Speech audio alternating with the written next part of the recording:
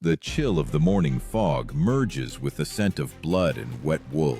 Through the low clouds, the ragged breathing of men about to clash face to face can be heard. One of them raises above his head a long blade, capable of cleaving a shield in half. He is called neither god nor hero, but simply a warrior. Yet in his hands is the symbol of Viking fury and power, the Danish axe. Why did precisely this weapon become a symbol of terror even among knights encased in steel? And how could a simple edge of iron break the laws of battle?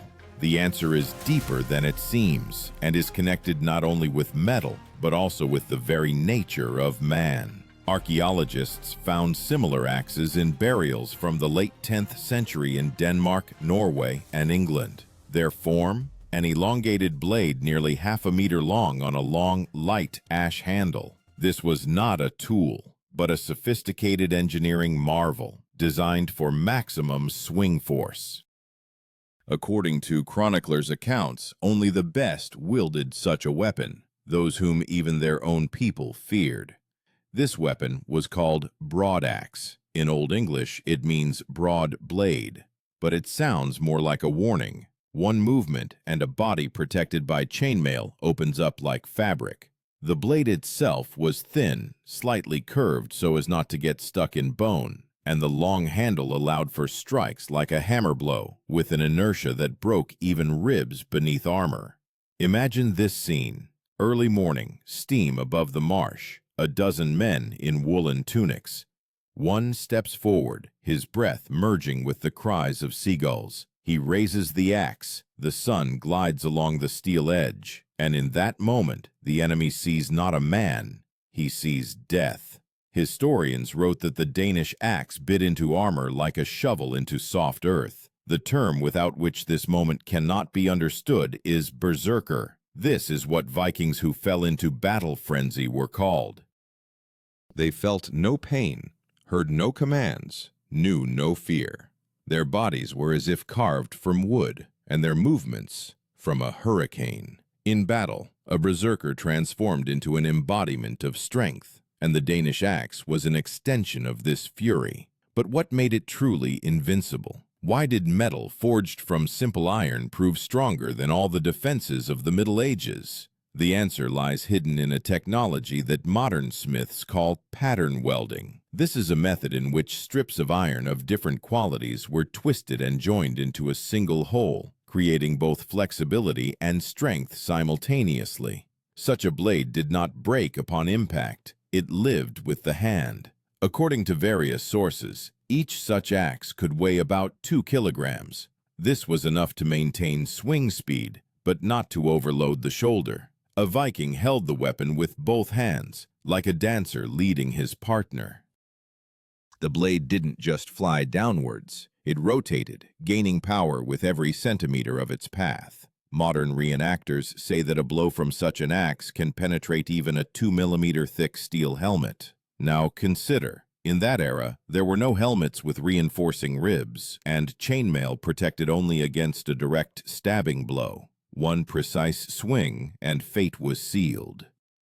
But the true power of the Danish axe was not in the metal, but in the hands of those who wielded it. Every warrior underwent years of combat training, and not just for the sake of killing. They believed that, through battle, a path to Odin opened. Every blow was a prayer, every swing a challenge to the gods. And yet, despite this sacred fury, the Danish axe was not a weapon for the common warrior. Only those who mastered the special art of balance between life and death, between reason and madness, could wield it.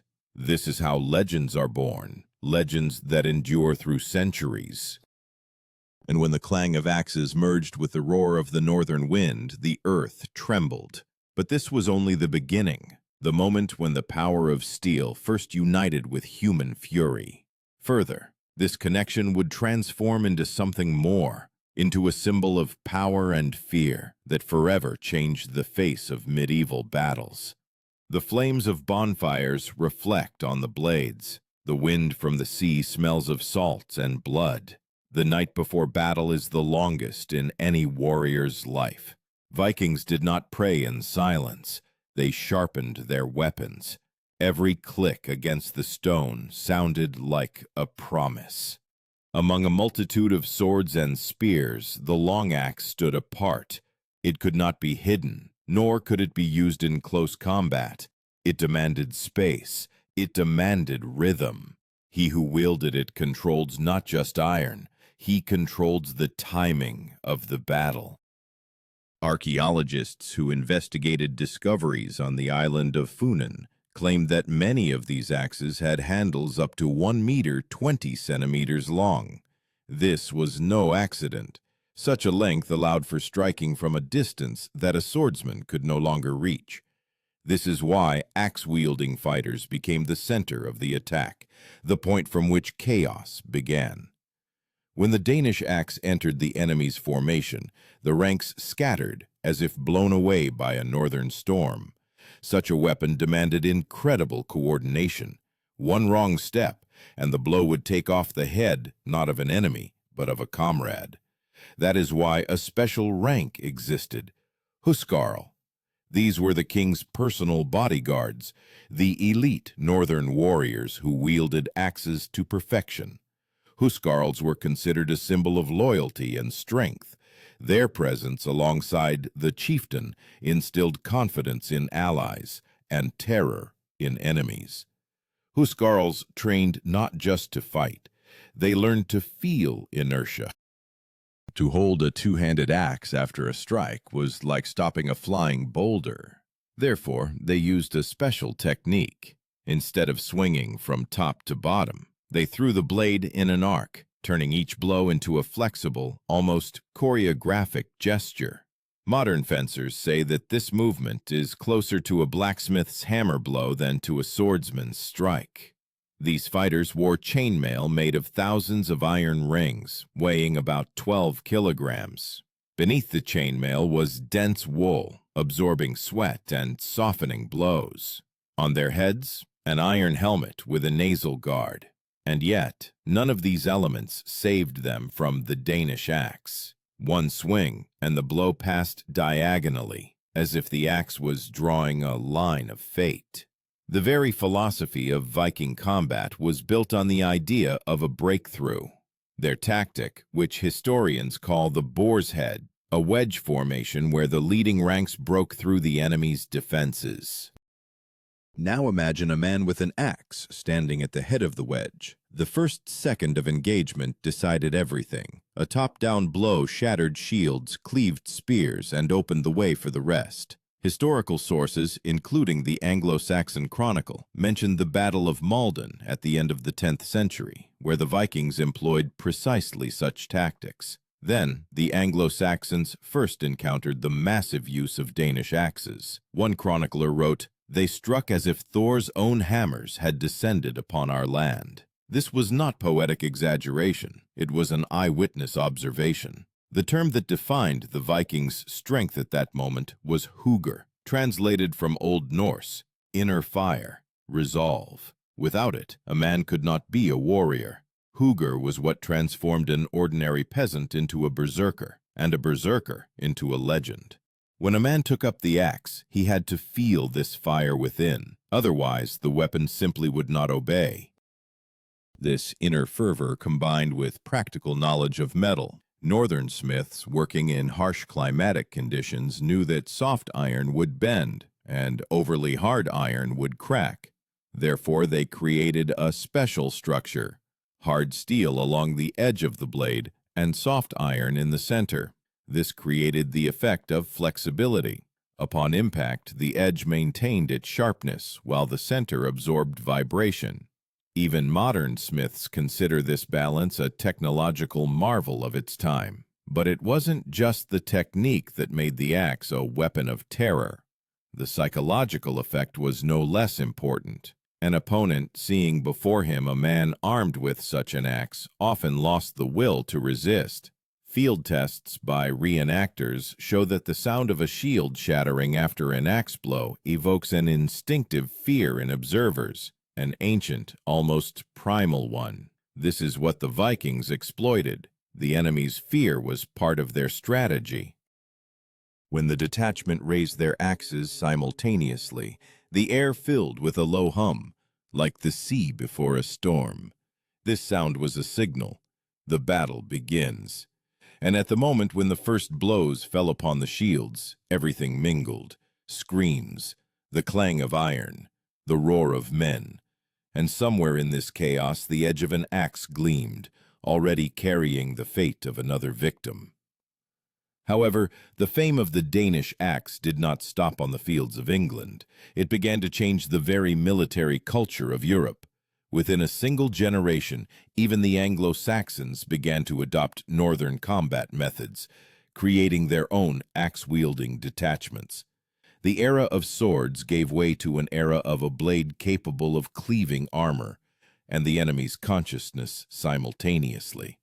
And when a northern warrior stood on the shore, leaning on his axe, the sun set behind the line of the fjord, and the shadow of its blade fell upon the water, like a sign. It was a symbol of ultimate resolve, and a promise that whoever lifted this blade would never return the same. From this moment on, the Danish axe ceased to be merely a weapon. It became a legend. The first rays of the sun fall upon shields arrayed in a wall. The air trembles with the cry of horns. The sea behind boils. Ahead, enemy land. This is the dawn of the Battle of Stiklestad, 1030 A.D., Norway. Here, according to chroniclers, not just armies clashed, but eras, old pagan fury against the new faith. Among the warriors standing in the front ranks, the long shafts of axes are visible, Danish axes. Their blades gleam like tongues of flame. No one speaks, only breathing, only a step forward. Historians note that in this battle, the Vikings first employed a combined formation, where axe-wielding fighters advanced not in the vanguard but slightly behind the spearmen. Thus, they could strike from above, breaking the enemy's defense in an arc. This decision changed the course of the battle. It showed that the Danish axe was not merely an instrument of destruction, but a part of a military system. He who wielded the axe knew, to survive, one must feel the rhythm of battle. First a spear thrust, then the movement of the axe, then a step forward. Everything happened in seconds. A mistake cost a life. That is why Vikings trained not only with strength, but also with breath. Modern archaeologists found training grounds in Birka and Hedeby, where warriors practiced blows on wooden mannequins filled with sand. These findings confirm that the art of axe-wielding was a system, not random fury. Chronicles describe that in the Battle of Stiklestad, axe blades left deep gashes even on oak shields.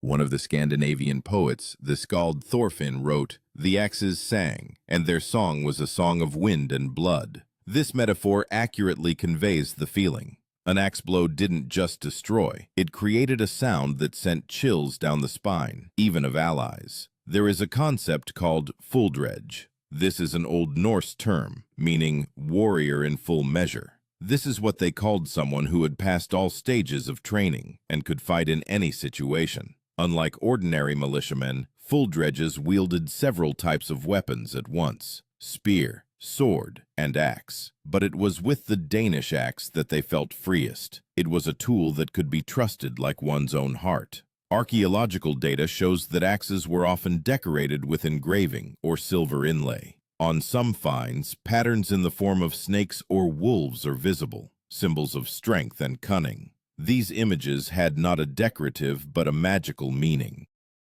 Vikings believed that each drawing enhanced the spirit of the weapon. When a warrior raised his axe, he raised not just metal, but a living creature capable of protecting or avenging. But the power of the Danish axe was revealed not only in battle, but also in what happened after it. Sagas tell that warriors who survived battles were not quick to bury their weapons. They laid axes next to the fallen, as if transferring the continuation of the battle to the afterlife. In some graves, 2 axes were found, one for combat, the other ceremonial. This proves how deeply the weapon was woven into their faith. The weight of the axe allowed for the impossible, to cleave not only armor, but also wood, and even a horse's leg with a single blow. Modern tests of Danish axe reconstructions confirm, if a blow lands at a 45-degree angle, the force of the impulse is approximately 150 kilograms of pressure per square centimeter. For a person of that time, this was the boundary between life and death. But Vikings rarely struck to kill. Their goal was to crush the formation. One blow to a shield could unbalance several fighters at once. When the front began to waver, berserkers rushed forward, tearing through the defenses. It was then that the Danish axe transformed from a weapon into an instrument of breakthrough. According to historians, the Battle of Stiklestad became a symbol of the end of the pagan era. But in the cultural memory of the Northerners, it remained a hymn to human resolve. Where faith and fury clashed, a new understanding of strength was born. Not the kind that breaks with a sword, but the kind that withstands the blows of fate. It is here that the archetype is formed, which would later become a myth. A warrior standing alone against 100, and his axe an extension of his spirit. When such a man fell, the earth beneath him absorbed his energy. Archaeologists note that many burials of those times are positioned so that the axe blade points north, towards the land of the gods. Chroniclers' accounts state that after the battle, the bodies of the fallen were not buried for a long time. It was believed that if the blood soaked into the earth, it would strengthen the tribe. There is a certain poetry in this. Steel returns to the soil from which it was forged, preparing for a new war. The Viking axe was not just a weapon of destruction. It was a symbol of the connection between the earth, man, and the gods.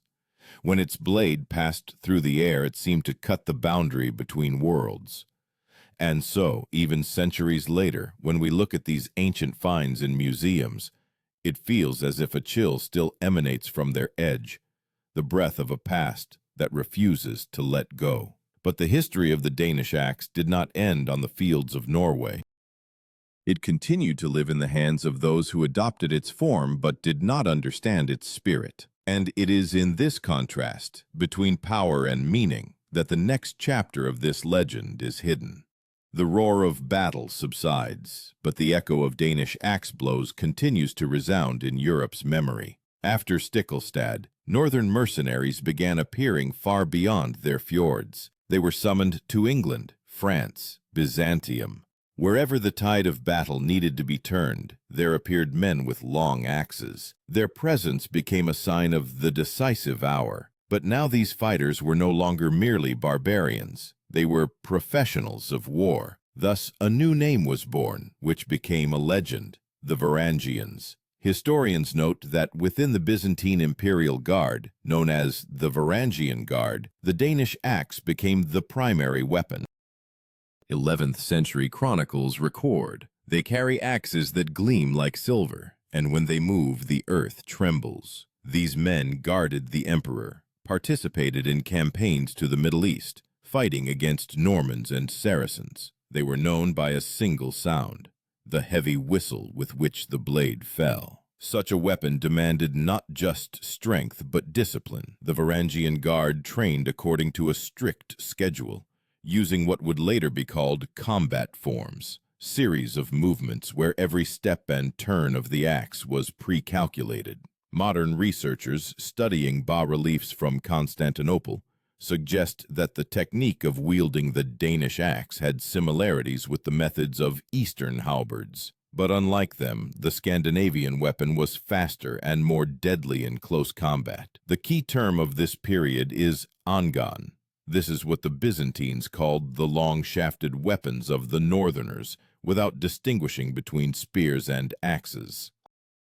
But it was the Danish axe that stood out for its balance. The handle, made of dense ash, provided flexibility, and the center of gravity, shifted towards the blade, created a pendulum effect. This allowed the warrior to strike not only from above, but also from the side, tearing through defenses. The Varangians earned a reputation as people who knew no fear. It was said that during the siege of Constantinople, when the walls trembled from battering rams, the emperor sent precisely them to repel attacks. Their axes didn't just cleave bodies, they broke ladders, shields, even wooden doors. In the Byzantine chronicles, it is noted that no weapon, except their axe, could stop the onslaught of the Franks. Archaeological finds confirm the words of the chroniclers. In Sweden, near Lake Mälaren, several Byzantine-type axes have been found, decorated with silver wire with a carefully balanced blade. Such specimens were not used by peasants.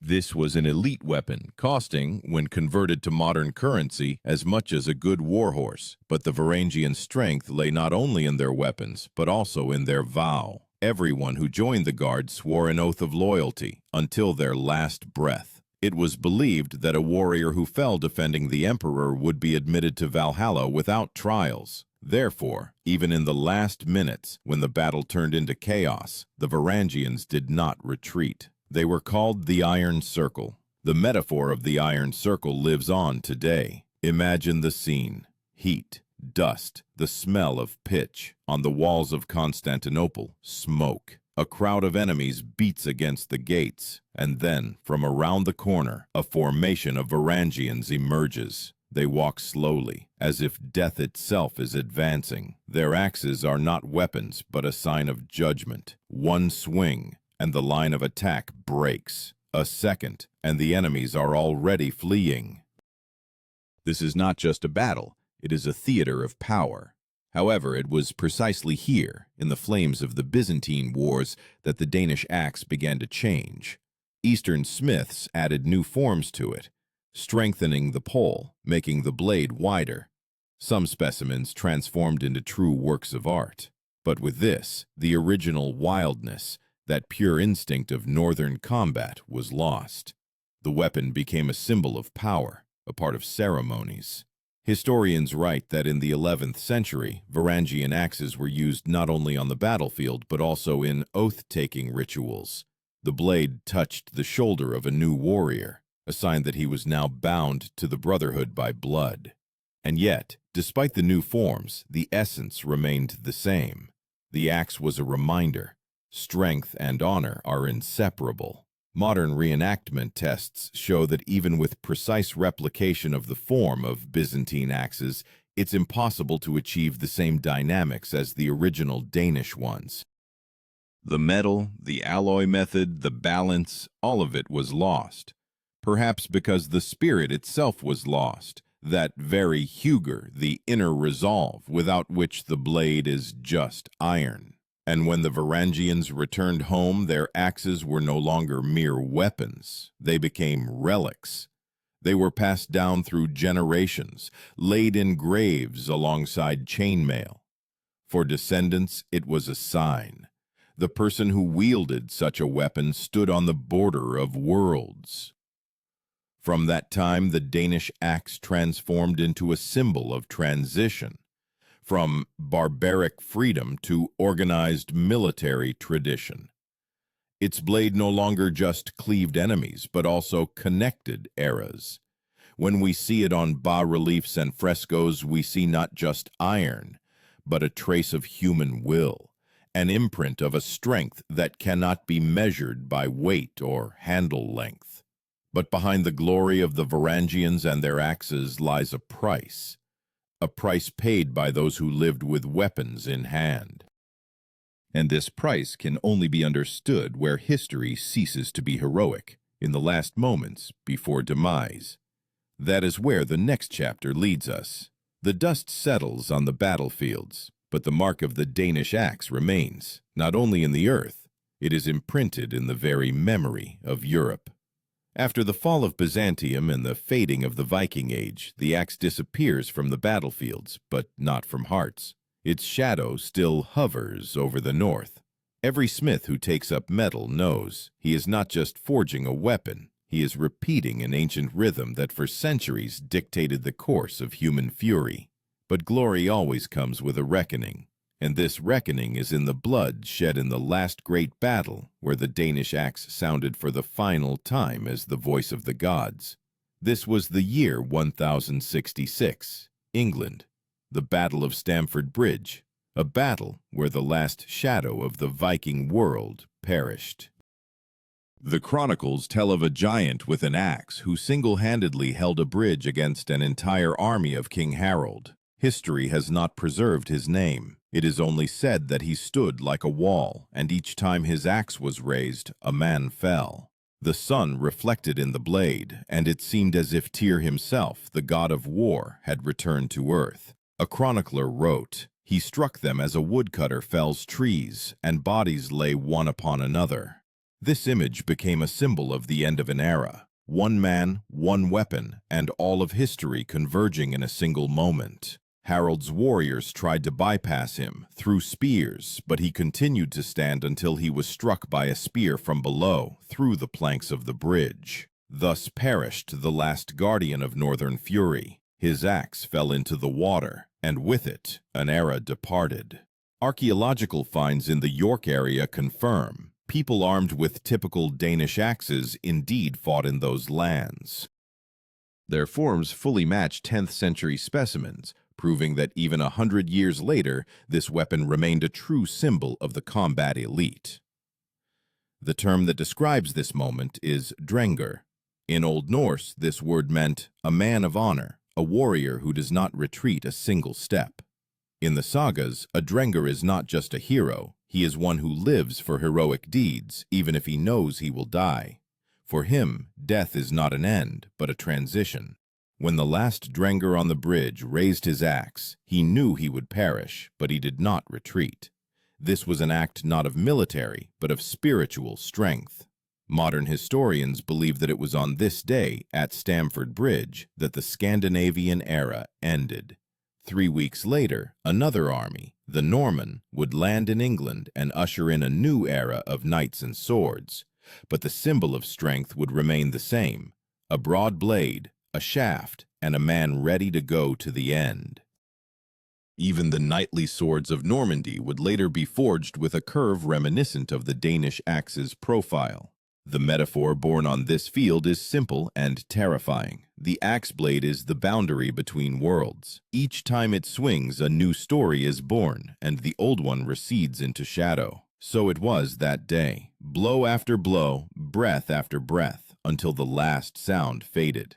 When silence descended upon the river, and only the water carried downstream blood and fragments of armor, it seemed that even the gods had turned away. But the power of the axe is not only in destruction, it is in what it creates: order out of chaos. After Stamford Bridge, the Berserker's weapon became a symbol of resilience. It was depicted on gravestones, in coats of arms, in ship ornaments. Even centuries later, when Scandinavians embarked on long voyages, they carved the sign of the axe on their masts, as a promise that they would not abandon the fight as long as they lived. Recent scientific studies have shown that the metal from which Danish axes were forged contains traces of carbon characteristic of bog iron ore. This means the material was manually extracted from bog deposits, purified, heated, and tempered. Each piece of metal passed through the hands of a master dozens of times, and when the blade finally took shape, it held the breath of a human. Perhaps that is why these axes did not break, even when their owners perished. In the Oslo Museum, a specimen found in a burial dating from roughly that time is preserved. Its blade, covered in patina, still cuts the air if you pass your hand over it. Traces of palms remain on the handle, indented marks from long training sessions. This is not just an artifact. It is testimony that a weapon can be an extension of the soul. Psychologists studying the phenomenon of Berserker's battle frenzy say, Vikings entered a state akin to a trance.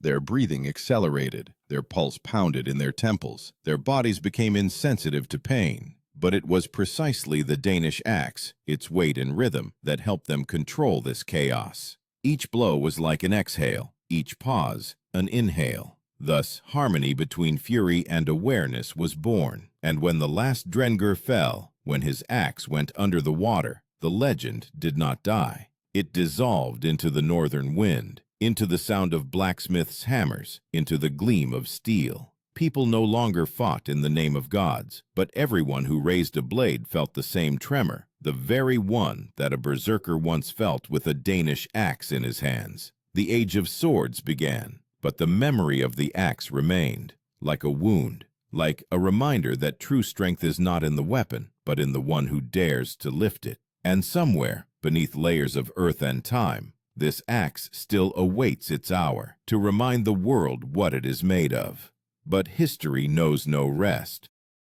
Every weapon, even buried for centuries, one day returns, not as iron, but as an idea. In our time, the Danish axe comes alive again, in the hands of reenactors, smiths, historians. Its form is studied with millimeter precision. Scientists create three-dimensional models, measure the sharpening angle, mass distribution, impact dynamics. And yet, no matter how hard they try, they cannot restore what the ancients called the spirit strength of the blade, because it is not physics, it is a state. When a person takes a Danish axe into their hands, they feel the weight not of metal, but of history. Каждое движение кажется ритуалом. В этом оружии нет случайности. Его форма говорит о равновесии между разрушением и созиданием. Им можно убить, но можно и отсечь ложь, страх, слабость. В этом его вечный смысл. Сегодня она стала символом не насилия, а памяти. Ее изображают на гербах, в эмблемах клубов реконструкторов, в логотипах брендов, связанных с силой и честью. Ее копии выставляют в музеях не как орудие убийства, а как культурный код. Ведь датская секира — это не просто лезвие и древко, это воплощение человеческой воли, стремление преодолеть границы тела и времени. И если прислушаться, когда кузнец ударяет молотом по стали, можно услышать тот же звук, что и 1000 лет назад. Эхо Древнего Севера живет в каждом ударе. Оно напоминает: сила не в ярости, а в умении владеть ею. Датская секира учит не разрушать, а понимать, что любое действие оставляет след. И, возможно, в этом ее последняя, самая мудрая битва.